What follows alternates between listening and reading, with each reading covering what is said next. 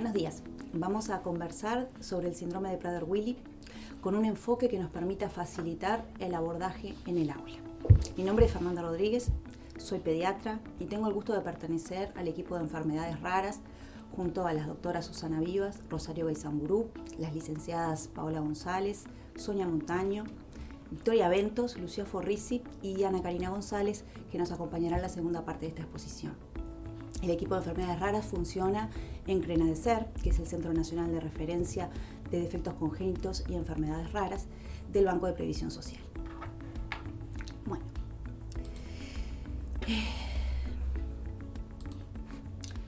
como objetivos de esta charla, precisamente reconociendo la importancia que tiene el centro educativo en la vida de los niños y las familias, es que esta instancia tenemos la intención de empezar a trazar un camino en el cual se construye un encuentro entre los profesionales de la salud y los docentes, y así contribuir para lograr la inclusión de las personas portadoras del síndrome de Prader-Willi y acercarnos de esta manera a la comunidad para compartir nuestra experiencia.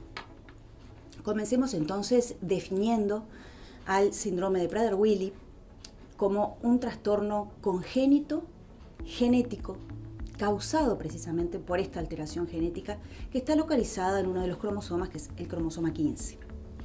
¿Por qué le llamamos síndrome? Porque es un conjunto de signos y síntomas que no necesariamente tienen por qué estar todos presentes en las personas que portan el síndrome, ni tener la misma intensidad de presentación en ellos. Constituye por definición una enfermedad rara por su frecuencia, porque es de muy baja frecuencia de presentación en la sociedad. Y clínicamente se expresa por afectar fundamentalmente el sistema nervioso central, en particular al hipotálamo.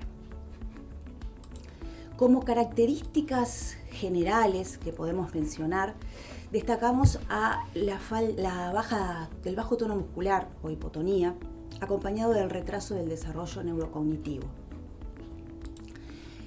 Son características que queremos destacar en especial para el abordaje desde el punto de vista no solo de las maestras, sino también de los profesores de educación física que van a tener un interés especial por esta presentación respecto al tono muscular, ¿verdad? A la fuerza. Y otra característica que es sobresaliente en ellos, además de la obesidad y la talla baja, que es fácilmente reconocible, es la hiperfagia. ¿Y qué entendemos por hiperfagia? Es una sensación excesiva de apetito y la ingesta descontrolada de alimentos.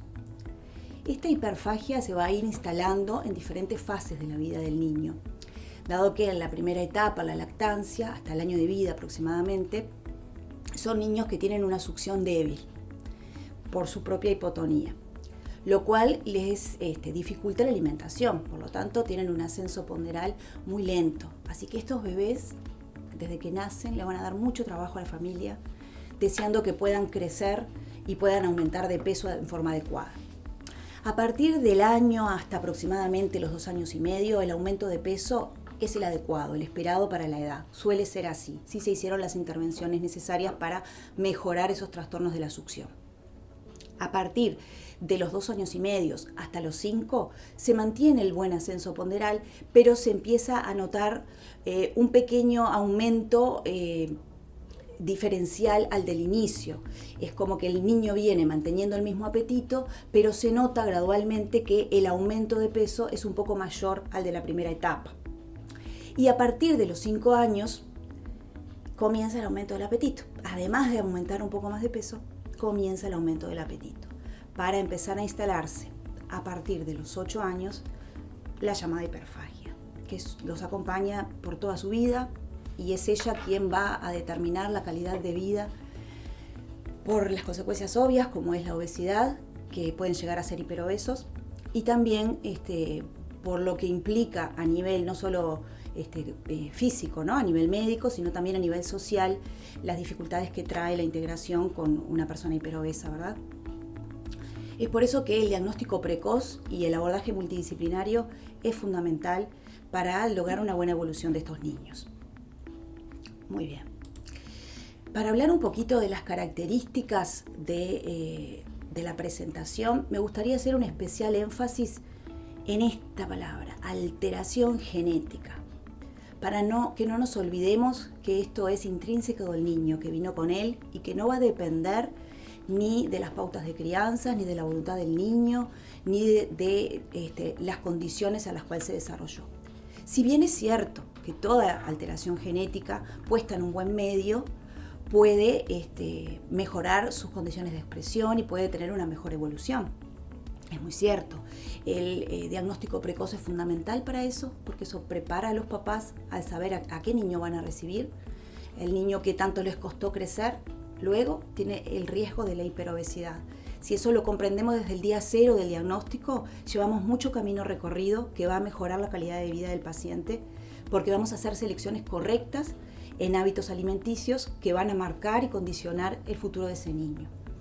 Así que bueno, el medio nos ayuda en eso, en la continencia de la familia, en asumir la condición de su hijo, pero no pueden solos porque es una tarea muy difícil y para eso, bueno, están ustedes, los docentes y no docentes de los centros educativos, que con compromiso y dedicación, acompañando a estas familias, necesitamos tener todos la misma línea de conducta, pensar todos hacia el mismo lugar para poder apoyar a las familias, porque esto es de por vida. En la adultez puede esta hiperfagia moderarse un poco, pero nunca desaparece completamente. Así que bueno, la obesidad muy probablemente los acompaña a todos. Hay algunos fenotipos que tienen menos tendencia a la obesidad y un poco más de tendencia a los trastornos conductuales o comorbilidades psiquiátricas, pero la gran mayoría, para quedarnos con el concepto, la obesidad causada por la hiperfagia, por esta alteración genética, es la regla. Entonces vamos a hablar un poquito de qué es lo que determina esta alteración. Los rasgos físicos característicos que están a la vista de todos, como la talla baja, la obesidad, algunas características faciales, que por mencionar algunas, los ojos almendrados, como también características musculoesqueléticas, que son vitales, como les decía hoy al principio, para los profesores de educación física, ¿no? La hipotonía, el bajo tono muscular, las manos y pies pequeños también, y la presencia de escoliosis, que es una complicación muy frecuente en la evolución del niño y que sin duda tienen que tener en cuenta para la planificación de la actividad física. También para trabajar en el aula se observan características en su saliva que favorecen la aparición de caries, o sea que trabajar con los hábitos de higiene bucal es muy importante para ayudar y fortalecer toda la tarea de los papás en casa. ¿Por qué destaco, ustedes verán acá, lesiones de rascado? Porque las lesiones de rascado pueden llegar a ser muy importantes. Ustedes pueden ver lesiones en la piel realmente muy importantes que pueden sobreinfectarse y precisamente son desencadenadas por ansiedad. La ansiedad a la que el niño se ve expuesto al estar en un salón, al ver sus dificultades expuestas ante los demás, principalmente cuando el desarrollo cognitivo tiene una afectación menor, o sea que presenten un retraso leve, o incluso normal bajo, con un rendimiento cognitivo normal bajo que pueden llegar a tenerlo. En esos casos el niño es más consciente de su dificultad, por lo tanto ve sus dificultades no solo en lo académico, sino también en la inserción social frente a sus pares. Eso le genera ansiedad, así que las lesiones de rascados dentro del aula se desencadenan. Los niños suelen rascarse cualquier parte de su cuerpo, así que bueno, sepan que no es porque esté cursando una infección de la piel que determine ese síntoma, sino que en general están determinados por cuadros de ansiedad en los cuales podemos participar puntualmente y distraer la atención hacia eso para que el niño deje de tener esa conducta, porque es una forma de expresar el sentimiento que le está teniendo en ese momento.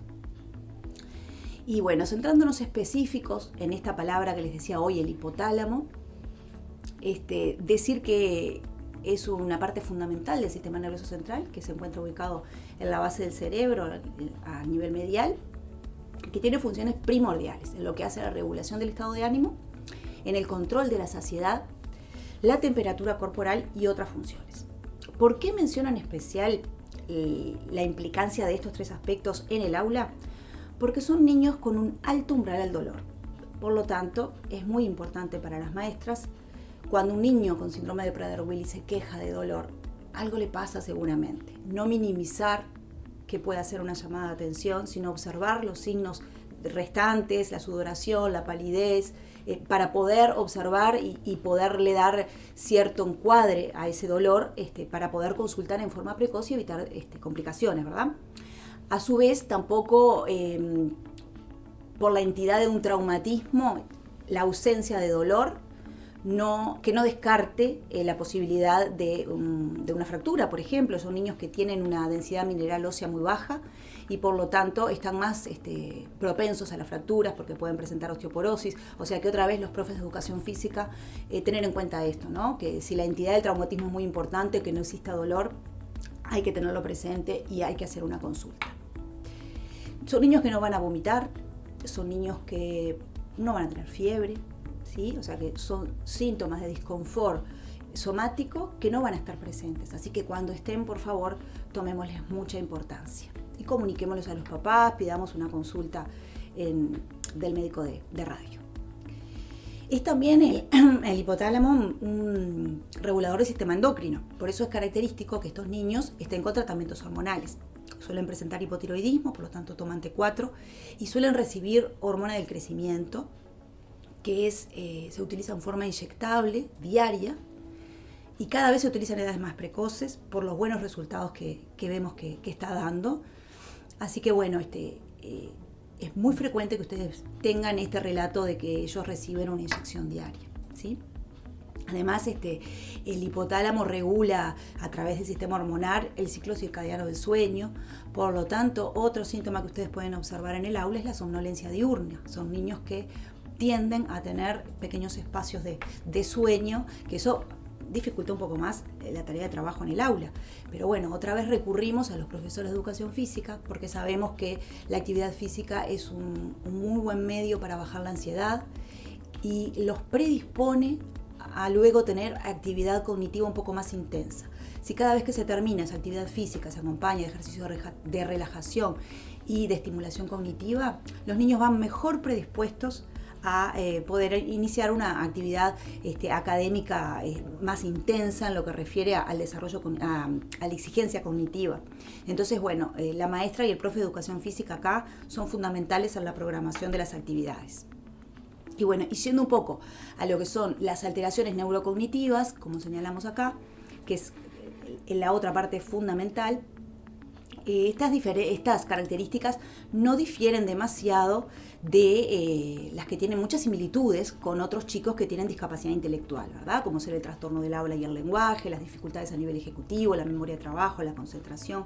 Y en general, estos chicos destacamos que suelen tener un retraso leve o moderado, pudiendo incluso ser un rendimiento normal bajo.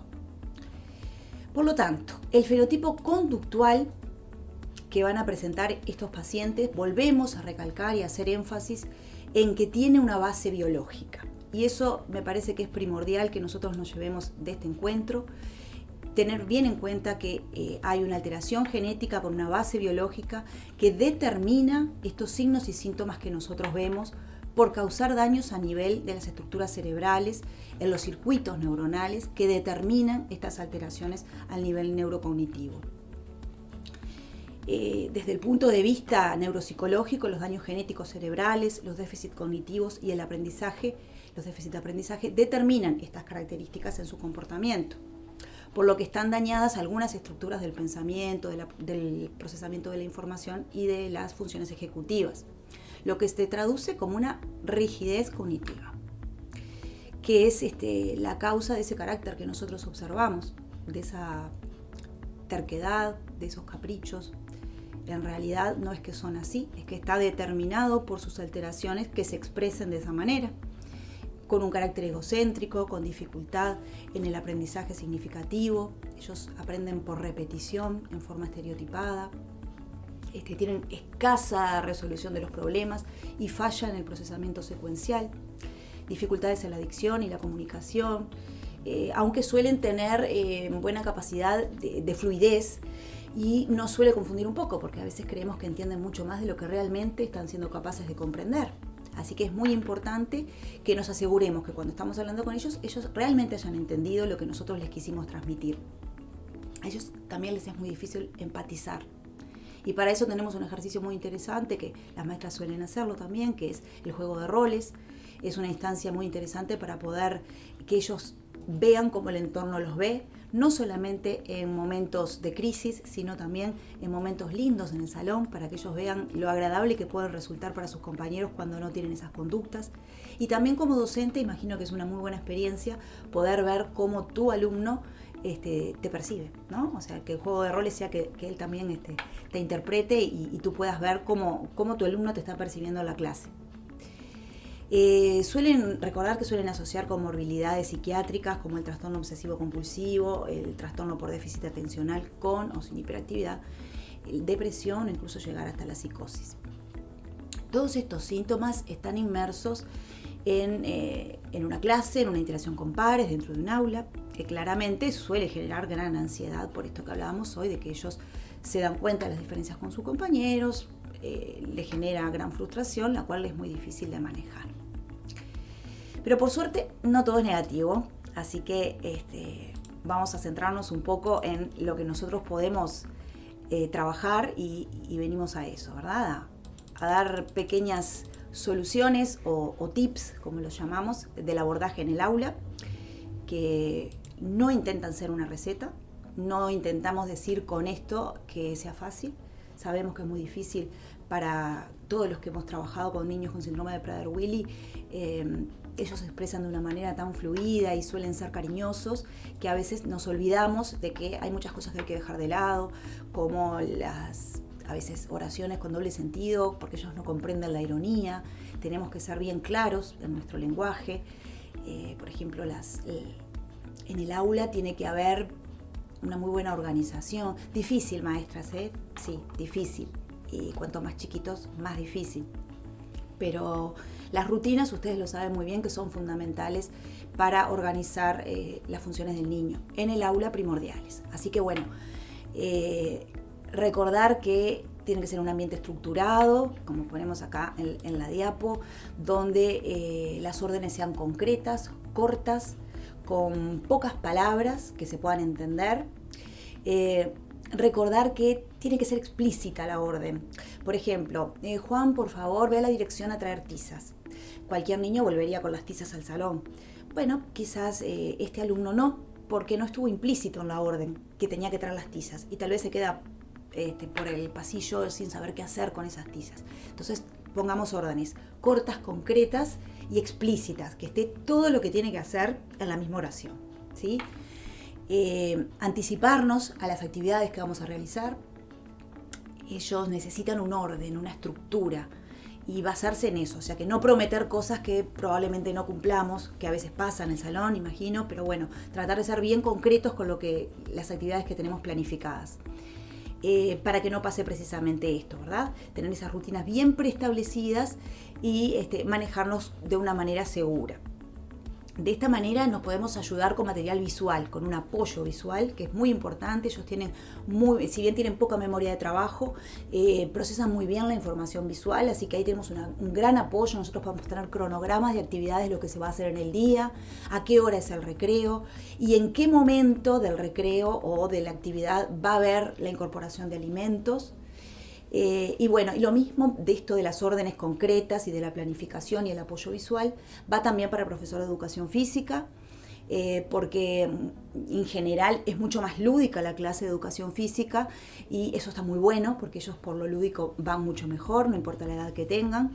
Ellos tienden mucho a aburrirse, a frustrarse y su propia hipotonía les genera cansancio, entonces un ejercicio físico intenso que lo necesitan tiende a desmotivarlos. Entonces, bueno, llevarlo por lo lúdico, reforzando lo positivo y premiando al final. Siempre está muy bueno pautar con ellos cuál va a ser la tarea. La tarea se va a hacer, el profesor así la indica, no es juego libre con ellos, sino que tienen que estar bien pautadas cuáles son las actividades.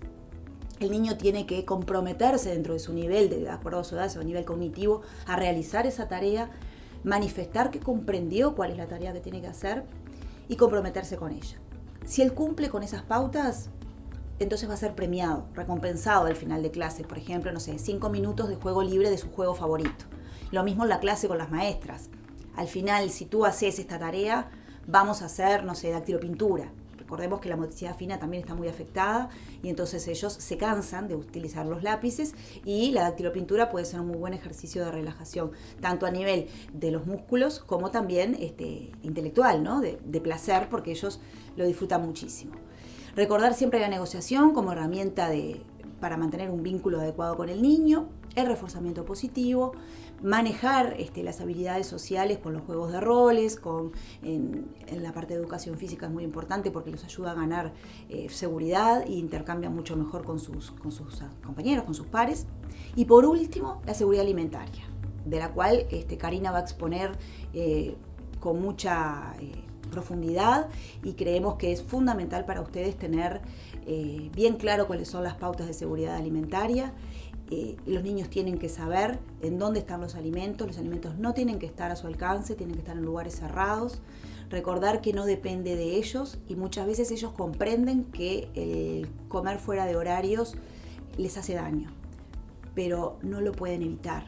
La hiperfagia es parte de su comportamiento y aunque sepan que les va a causar daño, caen en ella igual. Algo tan simple como el aroma a la comida a la hora cerca del almuerzo en una escuela que haya comedor, eso puede generar una gran crisis en el salón. O sea que si tenemos las posibilidades dentro de la institución de apoyar al maestro teniendo en cuenta estos pequeños detalles, ¿verdad? De tener las mochilas con las meriendas de los compañeros lejos del alcance del niño, de que los aromas en lo posible no lleguen al salón, eso al maestro le es fundamental porque le distorsiona todo el funcionamiento de la clase. Son cosas que a veces parecen no ser tan importantes, pero sin duda lo son y hay que ser maestro y estar ahí para poder darse cuenta. Nosotros lo vemos desde la consulta, lo que nos manifiestan los papás, y muchas veces muchos de sus colegas se han comunicado con nosotros contándonos sus experiencias, lo cual nos enriquece muchísimo, y precisamente esto de los olores ha venido de parte de ustedes y de los papás, el relato de esto, que nosotros no lo imaginamos, porque lo que vemos en el consultorio es distinto, nunca tenemos comida con ellos. Entonces, bueno, la seguridad alimentaria es fundamental. No tienen que haber dudas, no tiene que haber esperanza, y si no hay dudas de que no va a haber comida y que la comida está lejos, y no tengo esperanza porque nadie del colegio me va a regalar un caramelo, nadie del colegio, si te portas bien, pobrecito, bueno, te dejo, los tarros de basura van a estar lejos y tapados, por lo tanto los desechos de los compañeros tampoco los voy a poder comer, no voy a tener dinero a mano que pueda tomar para poder comprarme algo. Entonces yo no tengo dudas, no tengo esperanzas, porque no voy a poder manipular a nadie para que sí me lo dé, por lo tanto no me decepciono. Sin duda, sin esperanza, sin decepción, para manejar la seguridad alimentaria. Así que bueno, les agradezco mucho la atención. Espero que esto no haya quedado como algo sencillo para ustedes. Entendemos que es muy difícil, simplemente los queremos apoyar, queremos saber que estamos en el equipo de enfermedades raras de CRENADECER para asistir a todas sus consultas y para intercambiar también y empezar, como dije al principio, a trazar este camino de encuentro entre ustedes y nosotros, que lo que queremos es colaborar a la salud, a la inclusión de estos niños y bueno, y hacer un poquito más lindo este querido Uruguay para que sea más cálido y más inclusivo y más justo con todas las personas que cursen alguna discapacidad intelectual o física. Muchas gracias y los dejo con mi compañera. Buenas tardes. Bueno, buenos días o buenas tardes, dependiendo del horario que lo vayan a ver. Mi nombre es Karina González, soy la licenciada en nutrición del equipo de enfermedades raras de CRENADECER. Y bueno, continuando un poquito con la presentación de la doctora Fernanda Rodríguez, bueno, nos vamos a enfocar acerca del abordaje nutricional, ¿sí? Vamos a darle una continuidad hablando un poquito más acerca de todo lo que sería las consecuencias que tienen en el tema del abordaje nutricional. El síndrome de Prader-Willi, que tiene la obesidad, ¿verdad? Es una característica muy marcada en ellos. Entonces nosotros lo que vamos a hacer es una de las primeras causas genéticas de obesidad, dado que tienen un gasto energético muy bajo y un consumo calórico, es un consumo de alimentos a veces muy elevado. Entonces eso hace a que ellos tiendan a tener sobrepeso u obesidad, ¿sí?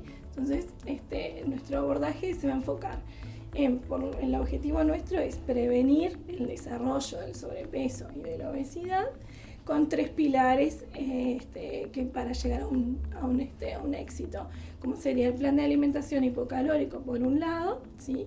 La actividad física por el otro, y la seguridad alimentaria, que seguramente ya Fernanda estuvo hablando, pero ahora lo vamos a enfocar más específico con la alimentación, para que, bueno, realmente con estos tres asegurarnos el éxito del tratamiento de la obesidad en estos chicos. Por ejemplo, lo que sería un plan de alimentación hipocalórico, si bien esto es muy a nivel de nutrición, pero para tener una idea acerca de, bueno, cómo sería, que debe ser individualizado, teniendo en cuenta las características del paciente, la edad, el contexto familiar, la situación clínica, y aportando, bueno, entre 1000 y 2000 calorías dependiendo de la edad, y siempre tratando de aumentar un consumo de frutas y de verduras, ¿sí? Teniendo una selección de alimentos en donde podemos optar por lo que sea el grupo de cereales y leguminosas integrales y de consumo moderado. ¿A qué me refiero con cereales? Bueno, todo lo que sea arroz, fideos, si podemos optar por que sea arroz integral, fideos integrales, sería mucho mejor. Si no podemos, no hay problema, también vamos a ir viendo el tema de las porciones en ellos, que es lo que vamos a ir enfocándonos más en este grupo, que es el que nos aporta un poco más de calorías, por lo tanto los aumenta más de peso. Entonces, esos son los que vamos a enfocarnos en consumo más moderado. Luego, optar por carnes en general magras, pollo sin piel, pescado, huevo, verduras y frutas, que es lo que vamos a aumentar por el aporte de fibras, que es muy importante para ellos. Además de que también a veces presentan estreñimiento, entonces es muy importante el aporte adecuado de fibras. Los lácteos descremados, preferiblemente.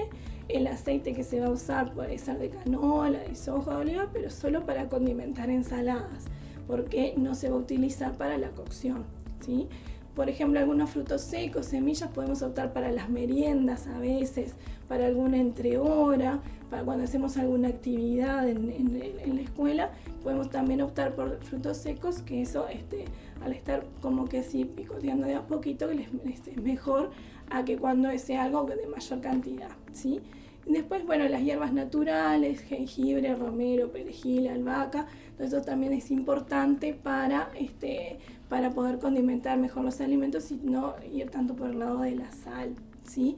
Después el agua, estimular el consumo de los líquidos, preferiblemente que sea el agua, estaría bueno que tomaran 2 vasitos de agua antes de la comida, y si no, preferir por aguas saborizadas caseras.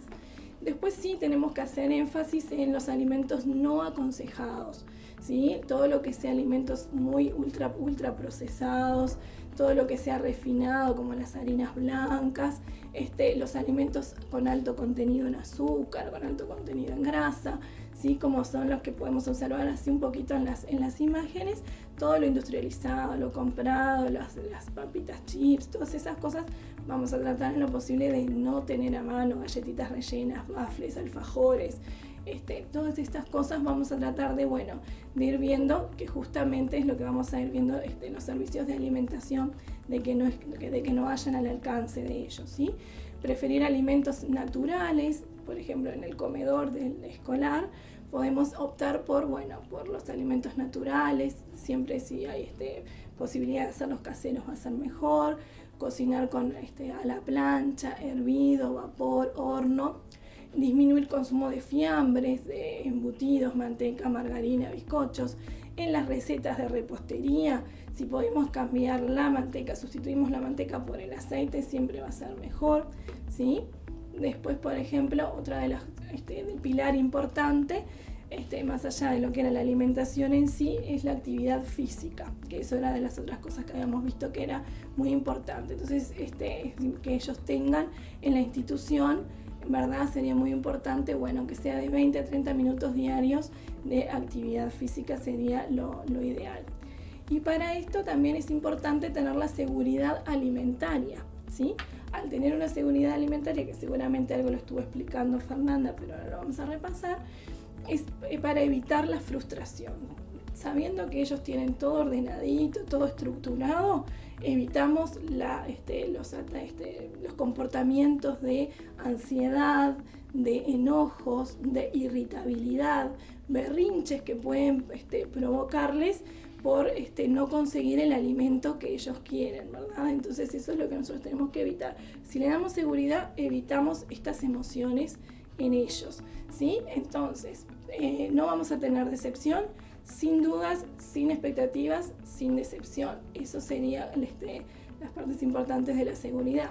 ¿A qué me refiero sin dudas en la institución educativa? Bueno, por ejemplo, si controlamos cuánta cantidad va a comer, si él ya de manera anticipada, el alumno sabe cuánta cantidad de alimento va a comer, no va a tener tanta frustración después. Si le anticipamos el menú, por ejemplo, ¿no? Saber las clases de lo que va a comer en el día de hoy. Estaría bueno a veces también tener el menú pegadito en algún lugar del comedor visible, entonces él ya sabe, hoy es viernes, bueno, hoy viernes hay, por ejemplo, milanesas al horno con puré de zapallo. Entonces, él ya sabe que eso es lo que va a comer y le da cierta tranquilidad. Eso también es importante. Lo mismo de la programación diaria, ¿no? Cuándo se va a servir, el horario. Si tenemos estipulado ya el horario, las rutinas para ellos son muy importantes. Entonces él sabe que a las 12 va a recibir la comida, sabe cuánta cantidad y qué es lo que va a comer. Y eso le da cierta tranquilidad y no genera expectativas que después no sabe controlar, ¿sí? Entonces por eso es muy importante el tema también de la manipulación que ellos pueden hacer a veces con algún encargado, un auxiliar de cocina, en pedir para repetir el plato de comida. Entonces eso también es lo que tenemos que tratar, de que ellos no estén jugando con eso, ¿no? De que pueden hacer un berrinche para después pedirnos más comida o que quieren repetir el plato de la comida. Entonces en eso es que tenemos que también un poquito trabajar. Prestar atención también en lo que son los recreos, si tenemos un kiosco en la institución, ver los alimentos de los otros compañeros, que también es muy importante, porque a veces ellos pueden tender a ir y sacarle la merienda al otro compañero, tener en cuenta también las mochilas, de vez en cuando buscar, revisar, bueno, que no le falte nada, que las mochilas a veces de los compañeros que tengan todos sus alimentos, los envoltorios de los alimentos en la basura, por ejemplo, también ellos pueden ir a agarrar a la basura y sacar alimentos que haya tirado algún otro compañero. Son muchas cositas que tenemos que tener en cuenta, ¿no? Como por ejemplo las actividades que enmarquen alimentos con ellos. Entonces eso también es muy importante, como las salidas, campamentos, todo eso también es importante. Entonces, ¿cómo manejamos esto en la institución? Bueno, con seguridad. Si le damos seguridad en cuanto a no tener la comida a su alcance, ¿sí? Una estructura escrita, como les decía recién, a través de imágenes, porque todo lo que sea a través de imágenes para ellos siempre va a ser mejor recibido. Mensajes cortos, concretos y con el apoyo visual. Eso siempre es muy bueno para ellos también. Pocas palabras, mensajes cortos y claros, y no el doble mensaje. Eso también es muy importante a la hora de manejarlos a estos alumnos en clase. Y después, bueno, ¿cómo hacemos para darle la seguridad, el ambiente seguro? Bien, lo que tenemos que hacer es, si tenemos las despensas en la cocina de la institución o en algún lado que estemos guardando alimentos, los tenemos que tener bajo llave, ¿sí? Si tenemos heladeras, bueno, también bajo llave, o si llega a ser necesario un candadito, también, si no podemos ponerle llave a la heladera, un candadito, como para evitar de que en algún momento diga, voy al baño y se nos va para la cocina, por ejemplo. Entonces son pequeños detalles que tenemos que tener en cuenta. Después, bueno, el tema de las compras, no hacer con ellos las compras, que eso, bueno, en realidad, no conversar sobre la comida, evitar que manejen dinero, ¿sí? También es muy importante el tema del dinero. Y lo importante del no picoteo, de no llevar, por ejemplo, las fuentes de alimentos a la mesa, ¿sí? Sino que ya llevarle servida la comida, ¿sí? Entonces todo eso sin duda que nos va a ir llevando a que haya una mayor seguridad y evitar que estén agarrando alimentos fuera de horarios, ¿sí? Entonces, bueno, y que no esté visible tampoco ese alimento. Entonces ahí él no sabe, no lo ve, no genera un enojo o una frustración. Entonces eso es importante. Después, supervisar un adulto, ¿no? Sería bueno que hubiera un adulto referente en el momento de la alimentación con él, o por ejemplo si es el profesor o la maestra, sería bueno que siempre tuviera la misma persona como referente, para que pudiera siempre referirse a esa persona, que ya lo conoce, que ya sabe cómo manejarlo de una forma más adecuada, ¿sí? Otra recomendación importante es informarle a los compañeros, ¿no? Que no es un detalle menor, informar la situación a los compañeros de que no le ofrezcan comida, de no estar ofreciéndole la merienda, no, que si él le pide un poquito que le dé el pan, que no se lo den, por ejemplo el pan del compañero, ¿sí? Entonces como que bueno, tener muy en cuenta eso. Entonces los chiquilines como que bueno, ellos estaría bueno que se acompañen, pero no que sean como cómplices, digamos, ¿no? Que es importante para la salud de su compañero, que no es por un tema de estética ni nada de eso, sino como un tema de salud de su compañero. Es importante que no le estén dando su merienda. Después, el tema de la transparencia, la comunicación entre padres y la institución educativa, también es muy bueno que haya una conexión entre la familia y la institución para poder abordarlo mejor.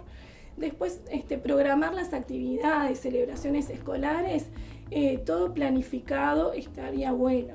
Por ejemplo, hay algunos lugares que han hecho talleres de cocina con ellos, y bueno, y de forma anticipada vieron la receta, los alimentos que iban a cocinar, y eso no le generó frustración porque él ya sabía de forma anticipada qué era lo que se iba a hacer al otro día. Entonces ahí estuvo controlado y no hubo problema.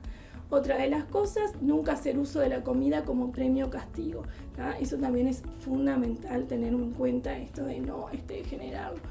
Y después, bueno, otra cosita en el comedor escolar, por ejemplo, para a la vista, que parezca como que tiene mucha cantidad de comida, por ejemplo, bueno, llenarles del plato más de verduras, de hortalizas, que da volumen. Entonces, al darle más volumen, piensa que está comiendo más cantidad de comida. Entonces, eso también está bueno para lo visual, ¿no? Que es muy importante también.